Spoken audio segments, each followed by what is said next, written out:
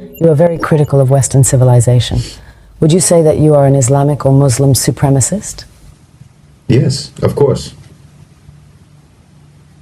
Of course.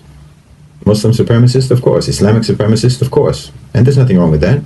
There's not a thing wrong with that. You're a Western supremacist. You believe in the supremacy of your values. You believe in the supremacy of your belief system. You believe in the supremacy of your belief system so much that you want the whole world to follow it. You try to force the entire world to follow your belief system because you believe it's so right. You came up with the Universal Declaration of Human Rights. You took it upon yourself to decide what are the human rights for the entire human race. Well, all right, but I mean, That's supremacist. You believe that you have the authority, you have the right to decide what are the rights of human beings everywhere in the world forever. And your belief in your right to do that has been brutally manifest all around the world for centuries. Not for years, not for decades, for centuries. But the difference is that in Islam, to believe in the supremacy of Islam includes, one of the things that we believe in is that we don't have the right to compel you to follow our beliefs. But you don't have that. You absolutely believe that you have the right to compel others to follow your beliefs. And the entire 20th century, and forget that, the 19th century, and as long as anyone can remember, is testimony to the fact that you believe that you have every right in the world to force all of the people in the world to follow your belief system. You have the right to impose that on people.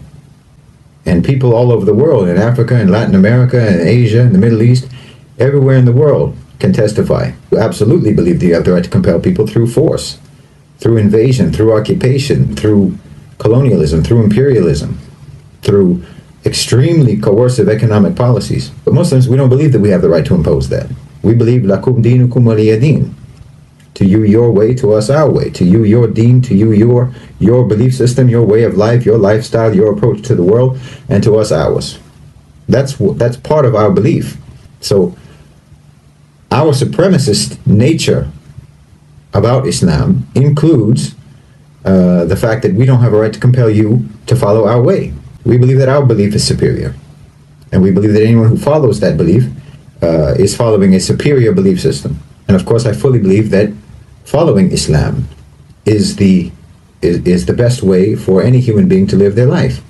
And the perfect set of laws, the perfect set of ethics, the perfect set of morals for any individual to follow and for any state to follow. Being a Muslim supremacist isn't racial. Muslim isn't a race. It's not an ethnicity. It's a belief. And we absolutely believe in the perfection and superiority of what we believe in. We have absolute conviction about that, absolute commitment to that, certainty about that, yaqeen about that. But do you have that about yours? Do you have that conviction about yours? You're very busy trying to impose it all around the world, but when times get tough for you, your so-called enlightenment values go out the window, don't they? I mean, when there's too many diverse opinions in your society, then you start creating bureaus and departments in the government for combating so-called disinformation.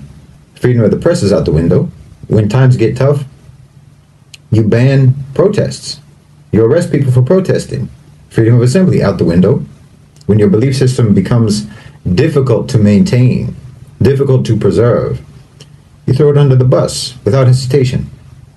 But that's not the case with Muslims. Muslims throughout imperialism, throughout colonialism, throughout the Crusades, throughout poverty, throughout war, throughout invasion, throughout occupation, have maintained their belief. Even without the Khilafah, even without the Islamic State, and even without the Islamic Empire, Muslim societies are still strong and committed to Islam. We're still committed to our belief system. Nothing can change that. Maybe we have failed states, but we don't have failed societies. We don't have failed cultures. Our governments may fall, but our people remain the same. Our people remain committed to the same values, to the same morals, to the same moral laws, regardless of whether there's a government over them to enforce that. But that's not the case with you.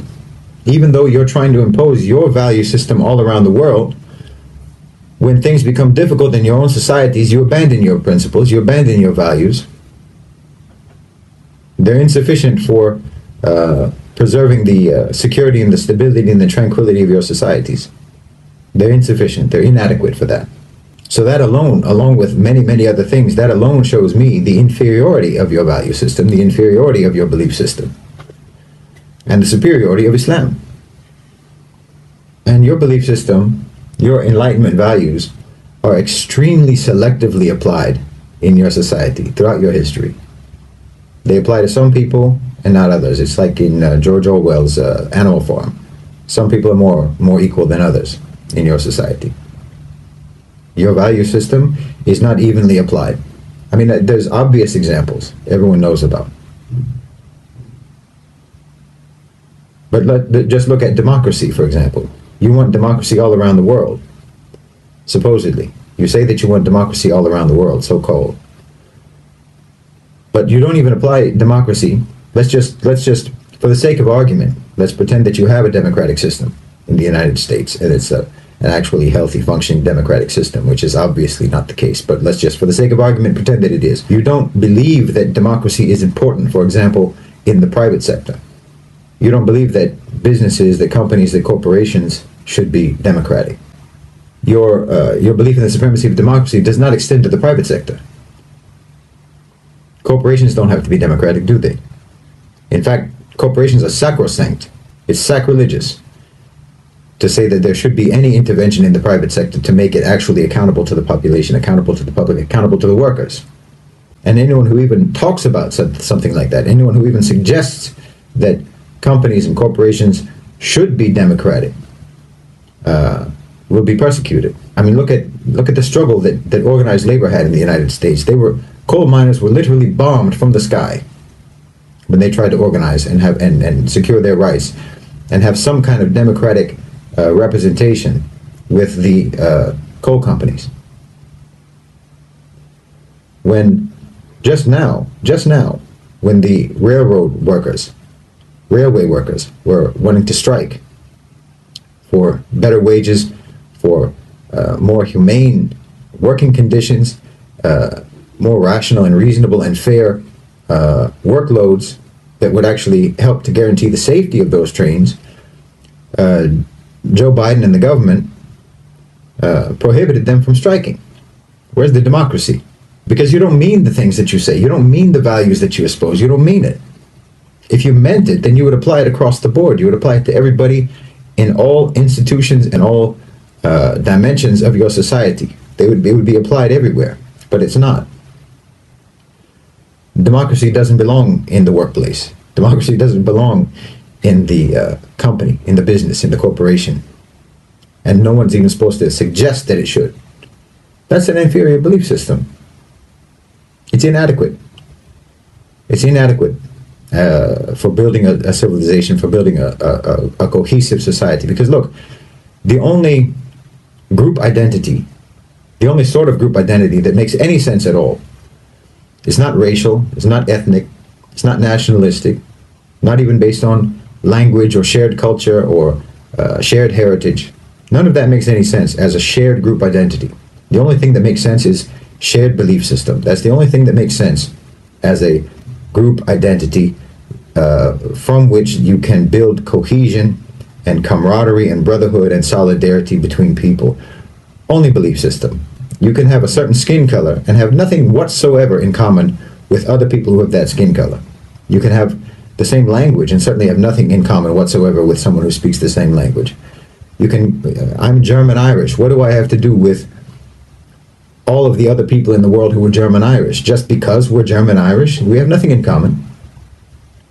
And yet I have more in common with a Muslim from Mali, with a Muslim from Indonesia, with a Muslim from Morocco, with a Muslim from China, from Chechnya.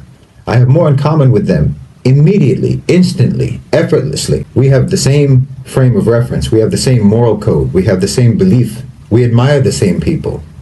Our heroes are the same heroes. Our role model is the same role model. I have more in common with them than I have with someone whose belief system is different from mine, but who looks like me, or who speaks my language, or who comes from my country. That doesn't create solidarity, and there's no reason why it should.